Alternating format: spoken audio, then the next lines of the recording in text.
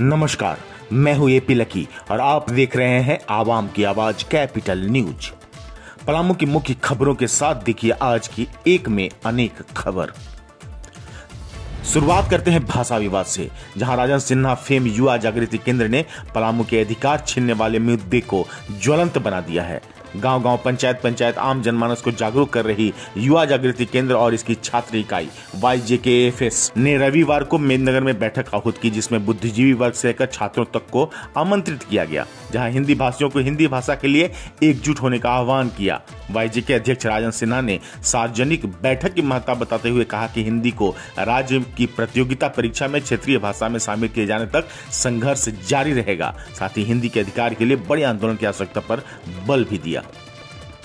दूसरी बड़ी खबर है कि पलामू पुलिस की चौकसी भी बड़ी कमाल की है। चोर चोरी कर तो फरार हो गया, परंतु हेराफेरी करने में पलामू पुलिस के मुखबिर के पास ही आकर फंस गया।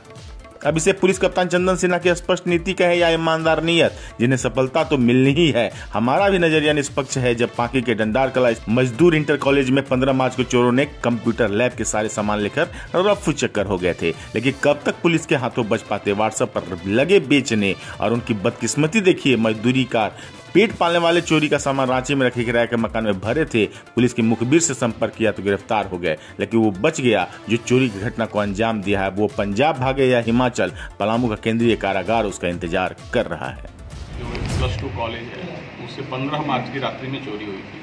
उनके बहुत सारे कंप्यूटर, लैपटॉप और उससे जुड़े जितने भी एक्सेसरीज थे उसकी चोरी हो गई थी। और पांकी पुलिस ने बहुत ही ज़बरदस्त काम किया और विदिन 20 डेज जितने भी सामान चोरी गए थे ऑलमोस्ट ऑल सबकी रिकवरी हो गई है। और इसको जो डिस्पोज ऑफ करने वाली टीम थी उसके 3 क्रिमिनल पकड़े गए हैं और जो मेन सरगना है जिसने चोरी की थी वो अभी भाग गया है बाहर, उसकी भी गिरफ्तारी शीघ्र हो जाएगी। अगली खबर है पलामू से निकले संघर्ष की, जो समाज सेवी अजीत मेहता ने शुभारंभ किया और अब OBC मोर्चा के साथ आक्रामक हो गया। कुशवाहा महासभा, जहां अखिल भारतीय कुशवाहा महासभा के जिलाध्यक्ष अवधेश प्रसाद मेहता एवं सचिव भोला मेहता ने प्रेस वार्ता कर कहा कि पंचायत चुनाव में OBC आरक्षण के मुद्दे पर सरकार के मंत्री मुख्यमंत्री ने पल्ला झाड़ा तो झामुमो को इसका खामियाजा भुगतना होगा। झारखंड सरकार OBC वर्ग के साथ भेदभाव कर रही है, जिसके खिलाफ संघर्ष तेज होगा। विधानसभा सत्र में मंत्री और मुख्यमंत्री कठोरता पूर्वक जो बयान दिए OBC का खिलाफ, सचमुच एक OBC समाज झारखंड में आहत महसूस कर रही है, क्योंकि OBC को अंश श्रेणी में रहकर चुनाव कराना OBC के साथ छल किया जा रहा है।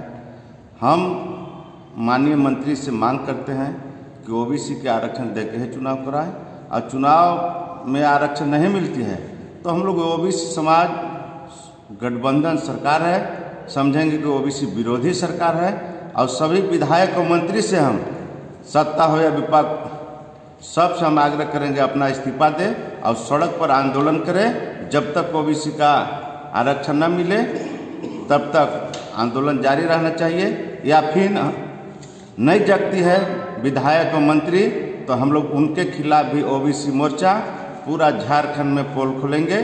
और हम लोग एक तरह से जो 5 राज्य में जो स्थिति देखें, झारखंड में भी वो हाल होगा कि OBC का जो अति है सबसे ज़्यादा झारखंड में वोट है, वो घसका तो सरकार फिर कभी दोबारा आएगी भी नहीं। अगली खबर है कि क्या टकराएगी प्रशासन और रामनवमी समिति, तो इसका जवाब ना ही है। चाहे पलामू पुलिस कप्तान का सोशल पुलिसिंग का चेहरा देख लें या फिर महावीर नवयुवक दल जनरल के अध्यक्ष जुगल किशोर को परख लें, मगर रामनवमी पूजा समिति की जय भवन सिंह चौक पर हुई बैठक में सरकारी गाइडलाइन का जमकर विरोध हुआ है।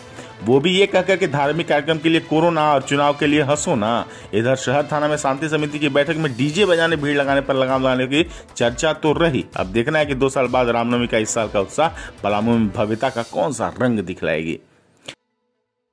ये खबर जानकर आप हैरान होंगे कि पलामू के दिव्यांग बासिंदे आंदोलन की राह पर चल पड़े हैं, यहां तक कि आत्मदाह की भी चेतावनी देने लगे हैं। मतलब मामला गंभीर है। तो हाँ, पलामू समाहरणालय के सामने 18 अप्रैल से धरना पर बैठने को तैयार पलामू विकलांग संघ ने अत्याचार, अन्याय, शोषण किए जाने का आरोप बढ़ाया है। घोषणा तो सरकार ने 1000 से 2500 रुपए देने की कर दी, पर अभी तक नहीं मिलने का आक्रोश है। तो कहीं CDPO का रवैया से अपमानित कर महसूस कर दिव्यांग महिला व्यथित हैं। ऐसे तकरीबन 11 सूत्री मांगों को लेकर 10 अप्रैल तक अल्टीमेटम जिला प्रशासन को दिया गया है, जो दिसंबर में भरोसा देकर छोड़ चुकी है। विडंबना तो यह है कि बंद पड़े दिव्यांग आवासीय विद्यालय खोलने की मांग बैठक में किए जा रहे हैं कि प्रशासन दिव्यांगों की बात को नहीं सुन रही है। जहाँ तक है कि बरकरार दिया जाता है, कोई भी बात कहते हैं, कोई भी चिट्ठी लेके जाते हैं, कुछ भी तरह की किसी को बरकरार दिया जाता है, क्या आप लोग कुछ नहीं कर पाइएगा। यहाँ तक कि एक छोटा सा CDPO का भी पावर है कि वो दिव्यांगों को प्रताड़ित करता है, कहता है कि आप कुछ नहीं कर सकते हैं। तब बताइए कि हम लोग दिव्यांग पढ़ लिख कर क्या करेंगे। इसके एवज में हम लोग आज बैठक किए हैं और बहुत सारे मुद्दा हैं। अगर सरकार अमल नहीं करती है, प्रशासन अमल नहीं करती है, तो पुनः हम लोग 18 तारीख को सड़क जाम या अन्य आंदोलन करने के बाद हो जाएंगे। वहीं पाकी के दिवंगत विधायक वीर विदेश सिंह की स्मृति में नाइट क्रिकेट टूर्नामेंट का पहला आयोजन सफलतापूर्वक संपन्न हुआ, जहां छकनाडी की टीम ने स्वर्गीय विदेश सिंह स्मृति नाइट क्रिकेट टूर्नामेंट का पहला ट्रॉफी अपने नाम करने का इतिहास लिख दिया। 12 दिनों तक दूधिया रोशनी में 16 टीमों के होते महामुकाबले में छकनाडी एवं मटपुरी ने फाइनल मुकाबला खेला। मौके पर विदेश सिंह के सुपुत्र सह पूर्व विधायक बिट्टू सिंह ने पाकी को अव्वल बनाने पर जोर दिया, खिलाड़ियों में उत्साह भरा, ऐसे आयोजनों में हिस्सा लेने के लिए प्रेरित किया। तो वहीं वर्तमान विधायक को भी पाकी के टूटते विश्वास के लिए जमकर कोसा, जनप्रतिनिधि का मतलब समझाया और कटाक्ष करते हुए कहा कि विकास योजनाओं को जांच करना ही नहीं, धरातल पर उतारना भी जनप्रतिनिधि की जिम्मेवारी होती है।